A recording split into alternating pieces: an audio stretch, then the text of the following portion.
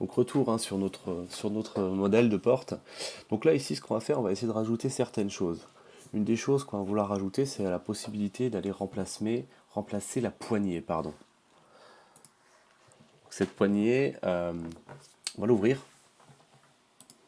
Donc on l'a capturée normalement, hein. Donc il faut bien qu'elle soit capturée puisqu'on va vouloir la piloter. Donc elle est déjà capturée logiquement. Et en l'ouvrant, on va voir sur la partie de droite qu'on va retrouver quelque chose qui s'appelle Replacement Model. Donc à cet endroit-là, ça nous permet d'aller choisir un modèle de remplacement, donc, et d'aller choisir un autre fichier SolidWorks. Ici, celui qu'on veut choisir de fichier, ça va être le ball handle. Voilà, ça va être la poignée de remplacement, qui est une simple boule. On fait ça et on vient enregistrer notre DriveWorks. Ensuite, on retourne dans le designer, et donc là, à un moment donné, on va devoir avoir la possibilité dans notre formulaire d'aller choisir l'élément de remplacement. Donc cet élément de remplacement, on peut même faire une liste déroulante, on peut faire certaines choses. Moi je vais faire une option de groupe, on l'a pas encore fait. On va l'appeler poignée. Voilà, on va placer ça par ici pour l'instant. Je vais aller dans Items. On va se créer une petite liste. Donc là vous pouvez passer par l'assistant qui vous permet de créer une liste.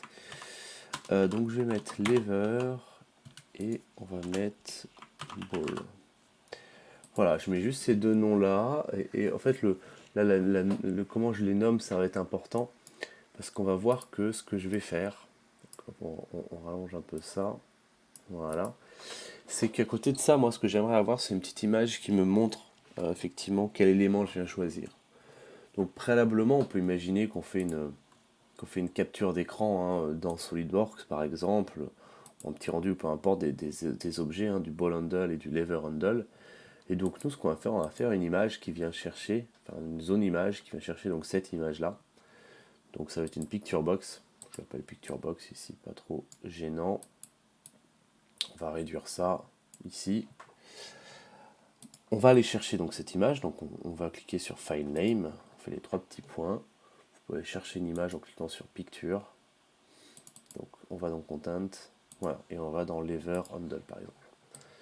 Donc ce qui va se passer là, c'est qu'il va par défaut toujours aller sélectionner le lever handle, donc sauf qu'effectivement quand je clique sur le ball handle, moi je voulais chercher l'image ball handle. Pour faire ça, ce qu'on va faire, c'est en fait une règle plutôt simple qui va simplement aller changer le nom de l'image qu'on va chercher en fonction du choix qu'on a fait. Enfin ça c'est simple. Dans mon option là, dans mon zone d'option, je vais simplement avoir la possibilité de choisir lever au ball, donc ça je vais l'enlever et je vais simplement récupérer la valeur du contrôle. Alors comment on fait ça? Donc, entre guillemets, hein, vous mettez des chemins statiques. Donc là, ça va être l'emplacement qu'on avait précédemment. Donc j'ai juste enlevé le lever. Voilà, j'ai fermé les guillemets et ainsi de suite. Et je vais mettre des et au milieu. Ça permet ici d'aller rajouter au milieu de ça, finalement, une, une fonction, un contrôle, la valeur d'un contrôle. Donc là, c'est ce que je vais faire. Et vous voyez que je vais chercher simplement la valeur du contrôle que j'ai créé juste à l'instant, qui s'appelle poignée. Je double-clique dessus. Et du coup, vous voyez comme résultat, bah là, il va me mettre content lever handle. Donc il me remet la même chose pour l'instant. Mais ce qui est intéressant, c'est si je me mets en mode test, tac, vous voyez qu'effectivement l'image elle change parce que du coup, ici ce qu'il va chercher comme poignée return, il va chercher cette fois-ci ball. Et donc on a une image hein, qui s'appelle soit ball handle, soit lever handle. Donc on a bien les deux. Et du coup, avec cette petite règle simple, on va chercher tel nom de fichier ou tel nom de fichier. Voilà, donc ça me convient. Bon, après, je vais juste un peu arranger ça parce que effectivement, c'est trop zoomé. Donc là, le mode qui est généralement le plus utilisé, c'est le mode zoom, hein. Ça permet effectivement de prendre l'image telle qu'elle et puis effectivement de la mettre au mieux. Après, hein, on pouvait mettre en mode stretch image, donc là il vient l'étirer, donc alors ça peut faire des choses un peu bizarres. Généralement, c'est zoom hein, que vous souhaitez prendre. Voilà, on essaie de trouver un peu quelque chose de propre. Et aussi dans le border style, hein, moi j'aime bien mettre soit single line, soit none, pour pas avoir de contour. Voilà, on essaye de faire ça un peu proprement, et là on n'est pas trop mal. Donc là effectivement, mon formulaire il est cohérent. Maintenant ce que je vais devoir faire, je sélectionne le lever au ball, mais je dois aller dire à DriveWorks, bah, change-moi, remplace-moi le modèle dans mon assemblage. Pour faire ça, j'ouvre le modèle rules, je vais sur le lever handle, Faites attention à ne pas avoir de filtre hein. À cet endroit-là, c'est possible que vous ayez encore un filtre. Donc vous l'enlevez si jamais vous avez un filtre. Et donc ici, dans le nom de fichier, c'est dans le nom de fichier qu'on va pouvoir dire à Driver qu'on souhaite faire un remplacement.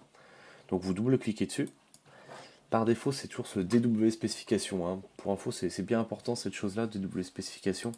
Donc vous le retrouvez dans les spécial variables.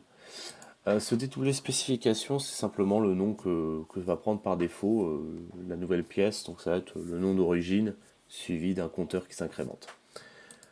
Donc moi ici, ce que je veux faire, je veux créer une règle if. Donc ça va être si. Ici en termes de poignée, j'ai choisi égale lever. Donc si jamais j'ai choisi lever, et bah du coup ça va être DW spécification. Parce qu'effectivement là je viens bien réutiliser effectivement le nouveau nom avec le compteur qui va bien.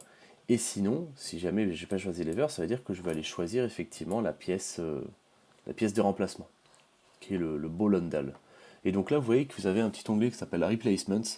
Simplement vous cliquez dessus, vous double-cliquez sur les modèles que vous avez capturés en modèle de remplacement. Donc là j'ai le ball handle. Vous voyez que je fais la syntaxe. Hein. Simplement, le simple fait de mettre effectivement qu'on a dans les modèles de remplacement le nom entre guillemets, ça suffira pour Driver pour savoir qui doit les remplacer. Hop, vous faites un petit OK. Donc vous voyez que là il va bien chercher ball handle.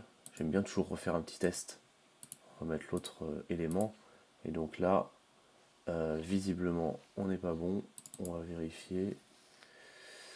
Tac, tac, tac. Toujours le petit drill down. Alors des fois, c'est juste que ça s'actualise mal.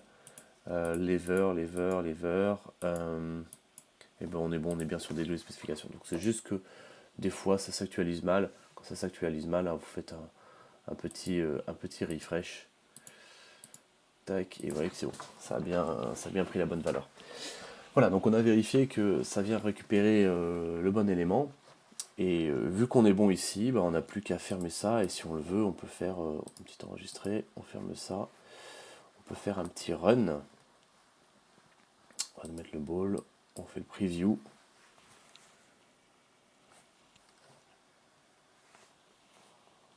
Voilà, on attend un petit peu. Tac. Et vous voyez qu'effectivement, du coup, on est bon. On a pu, on a le bon élément. Ok. Donc on va fermer cet élément qui s'est généré. Moi maintenant, je vais aussi aller un peu plus loin. Jusqu'à maintenant, on crée des listes à la main, c'est pas mal, mais on va voir qu'on peut faire beaucoup mieux. Et on va utiliser quelque chose qui est très utile dans la configuration d'un projet Driveworks, ça va être l'utilisation de tables. Donc là, ce que je vais faire, hein, je vais retourner, on va faire cancel, je vais retourner dans mon project designer. Et donc à cet endroit-là, moi, qu'est-ce que j'ai? Je vais aller créer une nouvelle table. Donc là, pour l'instant, j'en ai aucune. Donc vous allez dans Define Tables, vous faites Add, et on va créer une table simple. Cette table simple, je vais l'appeler External Data. Vous l'appelez comme vous voulez en réalité. Moi je l'appelle comme ça, c'est juste que j'ai un fichier Excel qui se trouve dans Content, vous avez le fichier Excel qui s'appelle External Data, donc vous pouvez l'ouvrir, il contient effectivement les exemples de tables qu'on va utiliser. Donc, comme ça permet juste de faire des copier-coller. Faites attention, il y a deux onglets, il y a un Windows, il y a un Color. Voilà. Dans notre exemple, on n'utilisera pas le Color, mais c'est toute une liste de couleurs avec les valeurs RGB. Donc ça, c'est des choses qui se trouvent sur Internet ou que vous avez déjà dans cet exemple-là. Mais donc, nous, ici, ce qui nous intéresse, c'est l'onglet Windows. Donc, vous prenez tous ces éléments-là, vous faites un CTRL-C, CTRL-E et CTRL-V dans la nouvelle table que vous avez créée. Voilà. Donc, on a récupéré cette table-là. Cette table qui va avoir effectivement une colonne window, un price factor, ça pourrait être intéressant par exemple si on veut faire un devis, et enfin l'emplacement de l'image qu'on souhaite aller afficher. Si jamais on veut afficher une image sur le formulaire. Donc nous c'est ce qu'on va faire OK. On a créé notre table, on va retourner dans notre formulaire, et là en fait dans cette liste là, on utilisait effectivement des valeurs qu'on avait écrites à la main, et on peut faire beaucoup mieux du coup maintenant qu'on a une table. Plutôt que d'utiliser ça, on va tout enlever, on va utiliser une fonction qui s'appelle listAll. Donc le listAll, ça permet simplement, et il nous filtre automatiquement sur la table, hein, donc là on n'en a qu'une seule, external data. sur la colonne window, et en fait il vient afficher tous les éléments qu'on a dans la colonne window. Voilà. Donc là il nous a créé la syntaxe, et en fait il va nous ressortir, vous voyez, non rectangular circulaire. Voilà, faites OK. Alors, effectivement, petit détail, c'est que nous, là, en anglais, celui-ci, si jamais on regarde un peu le type de fenêtre, nous, on allait bien rechercher, effectivement, on n'allait que chercher aucune, et là, on a none aujourd'hui. Donc, si on voulait vraiment bien faire, si on veut que ça marche bien, on va juste aller un peu rééditer cette table-là, et là, je vais mettre aucune pour mettre les valeurs qu'on a mis en français. Rectangulaire, circulaire, voilà, on est pas mal comme ça. On fait OK, je retourne ici, on va rajouter, comme on disait, une petite picture box, qu'on a un peu sur le côté pour l'instant. Dans les file names, vous faites les 3 petits points, comme tout à l'heure. Et donc là, on pourrait aller faire pictures, pour aller chercher une image à la main, mais en fait, là, tout ce qu'on va faire, c'est que dans notre tableau, je trouve juste le fichier Excel, on a déjà l'emplacement de notre image, qui est défini dans une des colonnes. Donc nous, en fait, on doit juste faire une règle qui vient dire, OK, on regarde ce qu'on a sélectionné, donc non, rectangulaire ou circulaire, et on renvoie dans l'image la valeur de cette colonne-là. Donc en fait, voilà, on regarde si on a sélectionné dans la première colonne ligne 1, 2 ou 3, et en fait, comme valeur à renvoyer dans l'image, ça va être ce qu'on a en colonne 3, même ligne. Donc pour faire ça, on a une fonction qu'on utilise finalement aussi énormément, qui s'appelle le VLOOKUP. Le VLOOKUP, ça permet d'aller regarder la valeur qu'on a sélectionnée dans un contrôle, par exemple. Donc là, ça va être dans la fenêtre. Donc on regarde ce qu'on a sélectionné dans fenêtre. On va ensuite dans la table external data, bon, on n'en a qu'une seule. On va ensuite, donc lui il va regarder automatiquement le VLOOKUP dans la première colonne, et nous ce qu'on veut renvoyer, ça va être ce qu'on a dans la troisième colonne, donc picture. Et enfin le match type. Le match type ici, vous pouvez mettre exact ou nearest, ça va être la même chose. C'est dans le cas où vous utilisez des valeurs numériques. En fait, ce qu'il va faire, c'est qu'il va regarder si jamais vous avez mis une valeur qui n'est pas tout à fait exactement ce que vous avez dans le tableau, il va regarder ce qui est la plus proche. Il l'arrondit à la plus proche. Donc ici, mettez n'importe, puisqu'en fait on ne travaille pas avec des valeurs numériques ici, donc on peut mettre exact ou nearest, c'est pareil. Vous faites finish, et là en fait il vient créer votre syntaxe, qui permet effectivement d'aller choisir le bon nom d'image. On va faire un petit test. Rectangulaire, circulaire. Donc vous voyez que ça marche. On va bien récupérer la bonne image derrière. Donc on ferme ça, hop, on va mettre ça comme ça. Allez, par exemple, encore une fois en single line ou en non. Et on n'est pas trop mal. OK là-dessus. Moi ça me convient.